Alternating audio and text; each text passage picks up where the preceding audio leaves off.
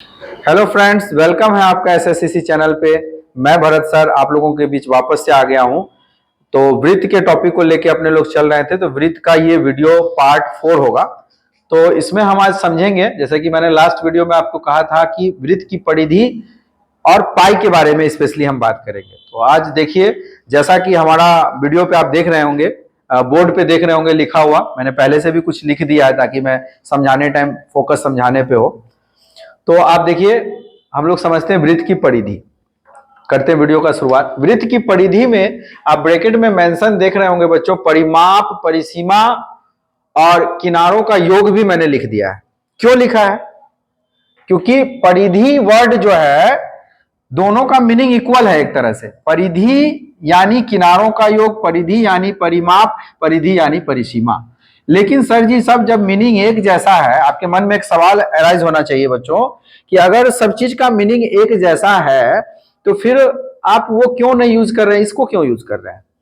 बहुत लॉजिकल बात है। और पढ़ने का तो सभी बच्चे पढ़ते हैं, पढ़ाने वाले टीचर भी बहुत पढ़ाते हैं, लेकिन हर टीचर इस चीज को, बहुत रेयर, शायद 100 में कोई एक या 1000 में कोई एक टीचर इस सब बात को क्लियर करते हैं कि परिधि वर्ड हम वृत्त के परिमाप को, किनारे को निकालने में परिधि वर्ड का ही यूज क्यों कर रहे हैं, बाकी वर्ड का यूज क्यों नहीं कर रहे हैं? तो जब कभी भी मान के चलिए, इसका जवाब हम फिलहाल अभी सिर्फ परिधि वर्ड क्यों यूज कर रहे हैं। वृत्त का जो ये किनारा है, ये जो वृत्त है, इसको जब कैंची से काट के ऐसे लंबा कर दिए या कोई भी चीज से काट के, और जब इसकी लंबाई को व्यास से मापते हैं, तो इसकी लंबाई को जो मापा जाता है वृत्त का, ये वृत्त का जो लंबाई होता है ना, चाहे वो वृत्त कोई भी हो, बड़ा हो, छोटा हो, उससे भी ज्यादा छोटा हो, और बड़ा हो, उससे भी बड़ा हो, बहुत बड़ा हो, कोई भी वृत्त हो, उस वृत्त की को काट करके जब उसका लंबाई को मापा जाता है, तो वही लंबाई, क्योंकि हर वृत्त अलग अलग साइज का होगा, उसका त्रिज्या अलग होगा, व्यास अलग होगा, तो हर वृत्त का जो किनारा का लंबाई होगा वही होगा परिधि।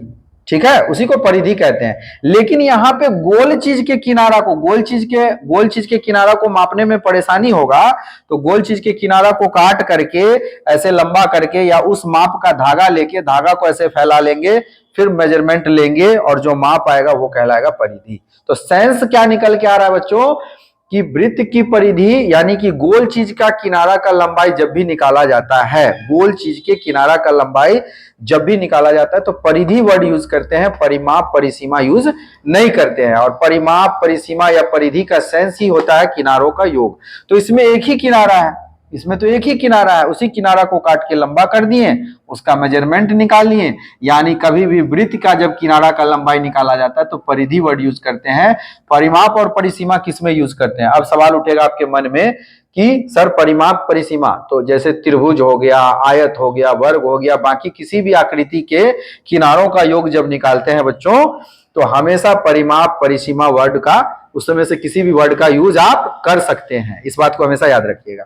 लेकिन वृत्त के किनारा को जब निकालते हैं तो हमेशा परिधि वर्ड ही यूज करना है। तो देखिए, मैंने कितना डीप समझाने का कोशिश किया कि परिधि वर्ड क्यों यूज करते हैं। क्लियर हुआ इतना बात?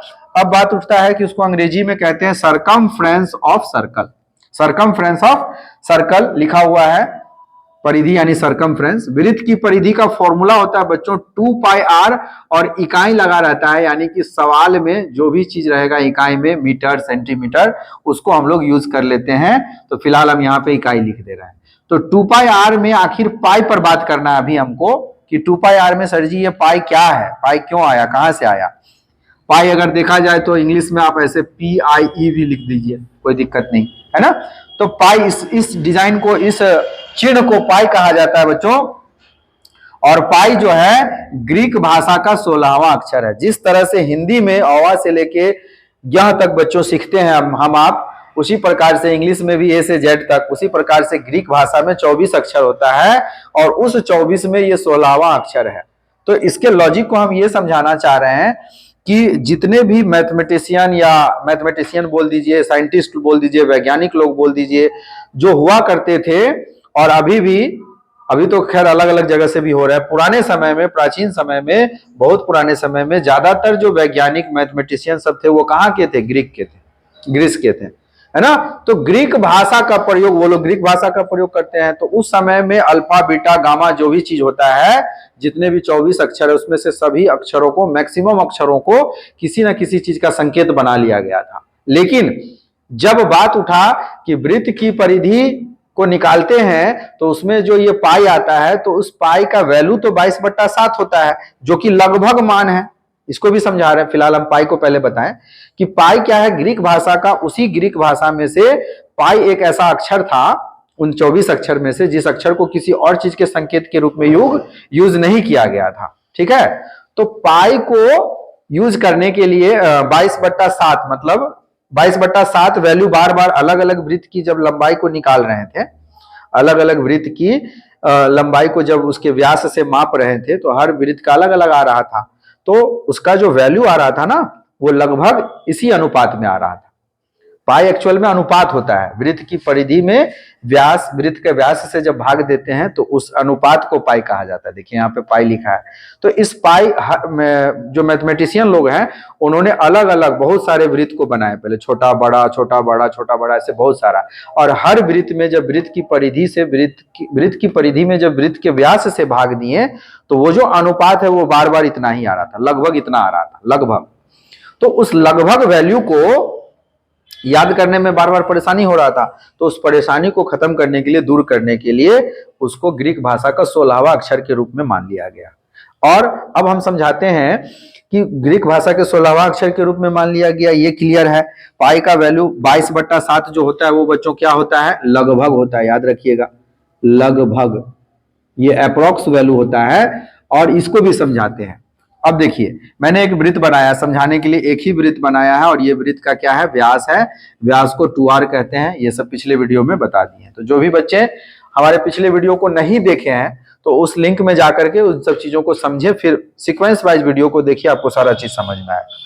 तो किसी भी वृत्त के व्यास से जब उसकी परिधि को मापते हैं, व्यास वाले मेजरमेंट से इस वाले मेजरमेंट्स को रख के बार बार मापेंगे, दुनिया का कैसा भी वृत्त हो, और उसी वृत्त के व्यास से उसकी परिधि को जब मापेंगे तो एक बार, दो बार, तीन बार से थोड़ा एक्स्ट्रा बच जाता है, 3 बार से हमेशा थोड़ा एक्स्ट्रा बच जाता है। उसी थोड़ा एक्स्ट्रा को यहाँ पे लिखा जाता है 3.141 डॉट डॉट डॉट वैल्यू, जीवन भर आते रहेगा, कभी खत्म ही नहीं होगा। तो इस तरह के वैल्यू को, ये डेसिमल में था तो इसको अप्रोक्स वैल्यू 22/7 मान लिया गया। यानी दुनिया का कोई भी वृत्त का परिधि हो, ठीक है, और उसी वृत्त के, जिस भी वृत्त के बात कर रहे हो, उसी वृत्त के व्यास से जब उसकी परिधि को मापा जाता है, तो यहां से ऑब्जेक्टिव क्वेश्चन बनता है बच्चों, क्लास 10th में हो, 12th में हो, किसी भी क्लास में हो, कॉन्सेप्ट समझिए आप, है ना, कि वृत्त की परिधि उसके व्यास का कितना गुना होता है। तो याद रखिएगा, किसी भी वृत्त की परिधि उसके व्यास के 3 गुने से थोड़ा अधिक होता है, इसीलिए 3 गुना से थोड़ा अधिक वैल्यू आता है, और उसका अप्रोक्स वैल्यू 22/7 होता है। और 22/7 को याद करने के लिए मैथमेटिशियन लोग क्या किए, इसको पाई मान लिए। क्लियर हुआ? तो ये था पाई के बारे में बच्चों। अब इससे हम थोड़ा सा इस फॉर्मूला को क्लियर कर देते हैं, इस वीडियो में इतना ही रखेंगे, तो इसको पहले क्लियर कर देते हैं, फिर इसी पार्ट को आगे बढ़ाएंगे नेक्स्ट वीडियो में।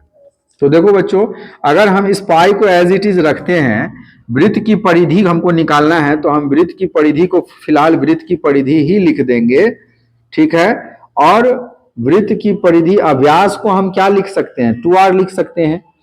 तो 2r, वृत्त की परिधि में जब व्यास से भाग दिया जाता है तो व्यास को 2r लिखा जा सकता है, इसलिए 2r लिख दिए।